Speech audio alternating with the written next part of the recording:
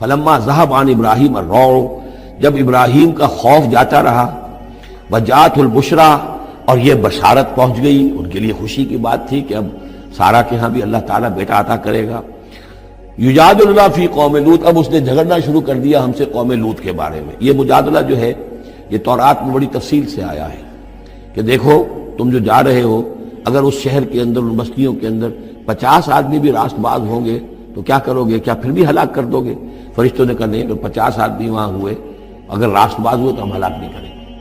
اچھا دیکھو، میری کوئی حیثیت نہیں ہے، میں بہت ناچیز ہوں، لیکن میں پھر جرأت کرتا ہوں، میں اللہ سے عرض کرتا ہوں کہ اچھا ہو سکتا ہے 40 ہوں وہاں پر، تو پھر اچھا 40 بھی ہوئے تو پھر ہم ان کو بھی پھر چھوڑ دیں گے، بستیوں کے پر عذاب نہیں آئے گا۔ ہوتے ہوتے 5 پہ آ گئے، جس پہ کہ آخر میں کہا گیا کہ اے ابراہیم چھوڑو اب اس بات کو، اب یہ تمہارے رب کا فیصلہ آ چکا۔ وہاں ایک بھی نہیں ہے، تم 5 کی بات کر رہے ہو۔ وہاں تو سوائے حضرت لوط علیہ السلام کے خود اور ان کی 2 بیٹیوں کے اور کوئی بھی نہیں تھا کہ جو ان شہروں میں سے بچا ہو۔ تو یجادلنا فی قوم لوط، اب وہ قوم لوط کے بارے میں ہم سے جھگڑنے لگے، یعنی چونکہ وہ حلیم الطبع تھے، طبیعت میں نرمی تھی، وہی جو حضور کی طبیعت میں بھی تھی، حضرت ابوبکر کی طبیعت میں بھی تھی، اس وجہ سے انہوں نے کہا کہ عذاب سے بچنے کی کوئی شکل ہو سکے۔ ان ابراہیم لحلیم اواہ منیب، 3 الفاظ جمع کر دیے گئے۔ یقیناً ابراہیم بہت ہی حلیم بھی تھا، بہت ہی نرم دل تھا، اور بہت ہی اللہ کی جناب میں رجوع کرنے والا تھا۔ یا ابراہیم عارض عن ھذا، تو اب کہا گیا ان سے کہ ابراہیم اب چھوڑیے، اب اس بات سے آپ ذرا قطع تعلق کیجئے۔ انہ قد جاء امر ربک، یہ تو اب آپ کے رب کا فیصلہ آ چکا ہے۔ وانہم آتیہم عذاب غیر مردود، اب ان پر وہ عذاب آ کر ہی رہے گا جسے لوٹایا نہیں جا سکے گا۔ ولما جاءت رسلنا لوطا سیء بہم وضاق بہم ذرعا، تو جب آئے ہمارے یہ فرشتادے بھیجے ہوئے، ہمارے یہ پیغامبر، یہ فرشتے لوط کے پاس، سیء بہم، کہ وہاں پر یہ بھیجے گئے تھے بہت خوبصورت لڑکوں کی شکل میں، اور ان کے ہاں جو تھا معاملہ، آپ کو معلوم ہے کہ جو عبرت پرستی ان کے ہاں تھی اور جو سوڈمی تھی، تو یہ لڑکے خوبصورت آ گئے تو اس قوم کے لیے، تو ان کے لیے جشن ہو گیا کہ ہمارے لیے شکار آ گئے ہیں بہت اچھے، لوط کے ہاں بڑے عمدہ شکار پہنچے ہیں، لہذا وہ سب غول کے غول اب آ رہے ہیں، حضرت لوط علیہ السلام کے گھر پر چڑھائی کر رہے ہیں۔ تو جب ہمارے یہ فرشتادہ، ہمارے یہ جو نوجوان لڑکوں کی شکل میں جن کو بھیجا گیا تھا فرشتوں کو، وہ جب پہنچے حضرت لوط کے پاس، سیء بہم، وہ ان کو دیکھ کر بہت غمگین ہوا کہ یہ بڑا میرے لیے، وضاق بہم ذرعا، ان کا دل بڑا تنگ ہوا، وقال ھذا یوم عصیب، اور انہوں نے کہا میرے لیے بڑا سختی کا دن آ گیا ہے، میرے پاس اتنی طاقت نہیں ہے کہ میں ان بدبختوں کا مقابلہ کر سکوں، اپنے ان مہمانوں کو ان کی دستبرد سے میں بچا سکوں۔ اور وہ لوگ جو ہیں جانتے تھے جس قسم کی خبیث ان کی تباہی ہو چکی تھی کہ وہ کسی اپیل اور کسی دلیل سے باز آنے والے نہیں ہیں، تو اس سے ان کے دل کے اندر جو ہے وہ ایک عجیب کیفیت پیدا ہوئی۔ سیء بہم وضاق بہم ذرعا وقال ھذا یوم عصیب وجاءہ قومہ یہرعون الیہ، اور اب آئی اس کی قوم اس کے پاس والہانہ دوڑتی ہوئی، بڑے خوشی سے ناچتے ہوئے آ رہے ہیں کہ آج تو ہمارے لیے جو ہے وہ بہت ہی عمدہ شکار پہنچ گیا ہے۔ وَمِن قَبْلُ كَانُوا يَعْمَلُونَ السَّيِّئَاتِ، وہ پہلے ہی سے ان گندے کاموں کے اندر ملوث تھے۔ قَالَ يَا قَوْمِ هَؤُلَاءِ بَنَاتِي هُنَّ أَطْهَرُ لَكُمْ، حضرت لوط نے فرمایا کہ دیکھو میری قوم کے لوگوں، میری بیٹیاں موجود ہیں، وہ تمہارے لیے بہت پاکیزہ ہیں۔ اس کے 2 معنی کیے گئے، ایک تو یہ کہ بیٹیوں سے مراد ہے کہ جو تمہاری بیویاں ہیں وہ میری بیٹیوں کے مانند ہیں۔ نبی جو ہوتا ہے وہ گویا کہ قوم کے لیے والد کی جگہ ہے، جیسے کہ قرآن مجید میں وَأَزْوَاجُهُ أُمَّهَاتُهُمْ، حضور کی تمام ازواج جو ہیں وہ پوری امت کے لیے ماؤں کے درجے میں ہیں، تو گویا کہ یہ میری بیٹیاں ہیں، اللہ نے تمہارے لیے ان کو پیدا کیا ہے، تمہارے لیے جوڑا بنایا ہے، وہ پاک جو ہے تمہارے لیے راستہ، اپنی شہوت کی کے تقاضے کو پورا کرنے کے لیے صحیح راستہ اس کو چھوڑ کر، اور یہ بھی ہو سکتا ہے کہ انہوں نے اپنی بیٹیوں ہی کو پیش کیا ہو کہ تمہیں اگر کرنا ہی ہے تو نکاح کر لو، میں اپنی بیٹیاں تمہیں نکاح میں دینے کو تیار ہوں، لیکن میرے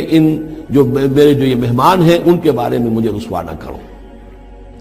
قال یا قوم هؤلاء بناتی هن اطہر لکم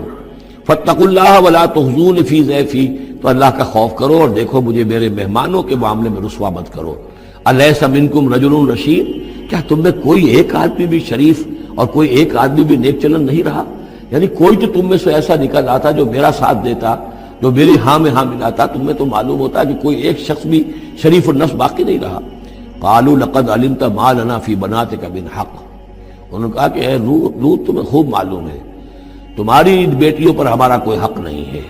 اس سے معلوم ہوتا ہے وہ دوسری ہی بات ہی زیادہ راجح ہے وَإِنَّكَ لَتَعْلَمُ مَا نُرِيدُ، اور تم خوب جانتے ہو جو ہم چاہتے ہیں، یعنی باتیں مت بناؤ، ہماری توجہ جو ہے ادھر ادھر لے جانے کی کوشش نہ کرو، تم جانتے ہو ہم جو چاہتے ہیں، جس کے لیے ہم حاضر ہوئے ہیں، جس کے لیے ہم پہنچے ہیں۔ قَالَ لَوْ أَنَّ لِي بِكُمْ قُوَّةً، انہوں نے کہا کاش کہ میرے پاس تمہارے مقابلے کے لیے کوئی طاقت ہوتی، او آوی الی رکن شدید، یا وہ کوئی قلعہ ایسا ہوتا جس میں مضبوط میں جا کر پناہ لے لیتا اور تم سے اپنے آپ کو اور اپنے مہمانوں کو بچا لیتا۔ یہاں ہے اصل میں حضور صلی اللہ علیہ وسلم کی ایک حدیث میں الفاظ آئے ہیں، یرحم اللہ لوطا لقد کان یاوی الی رکن شدید، اللہ تعالیٰ رحم فرمائے لوط پر، وہ ایک مضبوط قلعے میں تھے، اللہ تعالیٰ کی حفاظت تو انہیں حاصل تھی، لیکن یہ کہ اس وقت جو صورت بن گئی تھی ان کے لیے، جیسے جب جادوگروں نے جو اپنے انچر پھینکے تھے اور وہ بھی بن گئے تھے فرعون کے دربار میں، وہ بھی شکل اختیار کر لی تھی انہوں نے سانپوں کی، تو حضرت موسیٰ پر بھی وقتی طور پر خوف طاری ہو گیا تھا۔ تو بد بنائے طب بشری خوف کا ہو جانا یہ کوئی نبوت کی عصمت کے منافی نہیں ہے۔ تو یہاں پر بھی اللہ تعالیٰ کی حفاظت تھی، اور جیسا کہ آیا فرشتوں نے پھر ذرا سا ایک ہاتھ ہلایا اور سب کے سب اندھے ہو گئے، وہ اس طرح کا معاملہ تفاصیل تورات میں ہے۔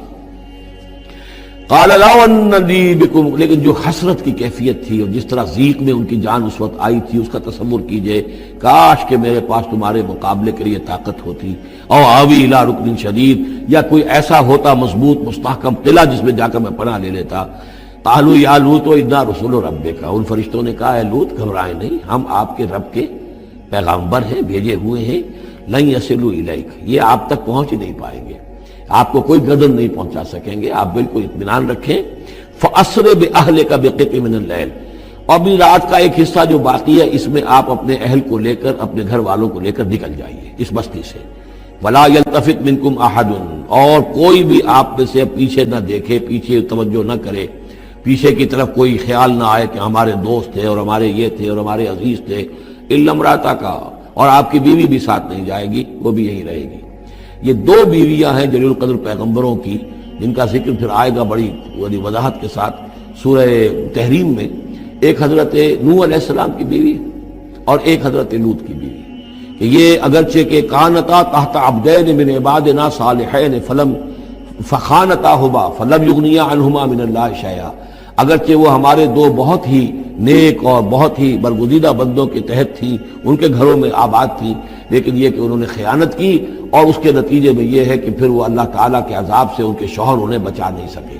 نہ حضرت نوح بچا سکے اپنی اس بیوی کو، اور نہ حضرت لوط بچا سکے اپنی اس بیوی کو۔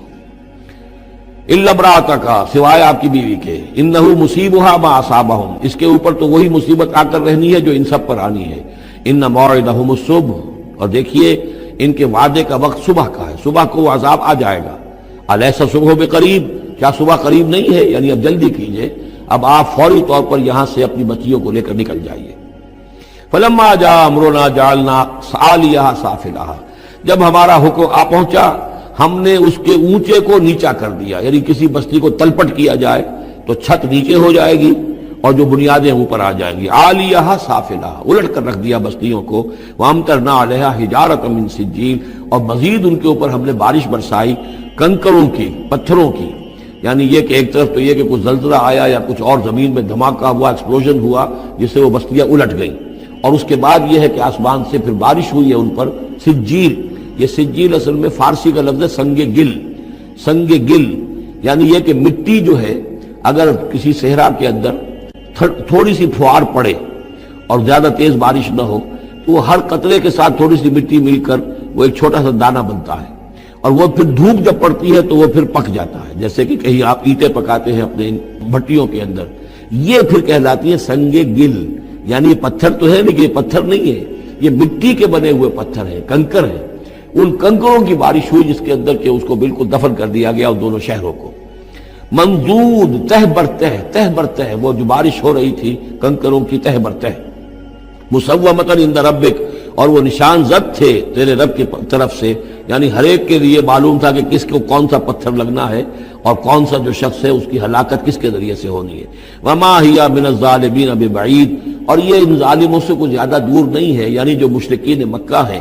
جو قریش ہیں اور عرب کے جو مشرک ہیں، ان سے یہ بستیاں کوئی دور تو نہیں ہیں، اس لیے کہ یہ جب جاتے تھے فلسطین کی طرف اپنے قافلے لے کر تو یہاں سے گزرتے تھے۔ قوم سمود کا مسکن بھی ان کے راستے میں آتے تھے، قوم مدین کا علاقہ بھی ان کے راستے میں آتا تھا، پھر یہ عمورہ اور صدوم کی بستیوں کے جو ہے یہ بھی کچھ ان کے جو آثار باقی رہ گئے تھے وہ بھی آتے تھے۔ وَلُوطًا، اور ہم نے بھیجا تھا لوط کو، اذ قال لقومہ، جبکہ انہوں نے کہا تھا اپنی قوم سے، اتاتون الفاحشۃ وانتم تبصرون، کیا تم دیکھتے ہوئے فحش کا حرکت کا ارتکاب کرتے ہو؟ یعنی یہ بھی معلوم ہوتا ہے کہ ان کے ہاں یہ مسئلہ اس درجے گندگی کو پہنچ گیا تھا کہ علی الاعلان مجلس کے اندر یہ حرکتیں کرتے تھے۔ اَإِنَّكُمْ لَتَأْتُونَ الرِّجَالَ شَهْوَةً فِي دُونِ النِّسَاءِ، کیا تم مردوں کی طرف کا رخ کرتے ہو شہوت کے ساتھ عورتوں کو چھوڑ کر؟ بل انتم قوم تجہلون، لیکن تم تو واقعتاً یہ کہ بہت ہی جہالت میں مبتلا ہو چکے ہو۔ فما کان جواب قومہ، تو نہیں تھا اس کی قوم کا جواب، الا ان قالوا، مگر یہ کہ انہوں نے کہا، اخرجوا آل لوط من قریتکم، نکال باہر کرو لوط والوں کو، لوط کے گھر والوں کو اپنے شہر سے، انہم اناس یتطہرون، یہ تو بڑے پاک باز لوگ ہیں، بڑے طہارت اور بڑی پاکیزگی رکھنے والے لوگ ہیں۔ فانجیناہ واہلہ، تو ہم نے نجات دی اس کو اور اس کے گھر والوں کو، الا امرأتہ، سوائے اس کی بیوی کے، قدرناہا من الغابرین، یہ ہم نے مقرر کر دیا تھا کہ وہ پیچھے رہنے والوں میں ہوگی۔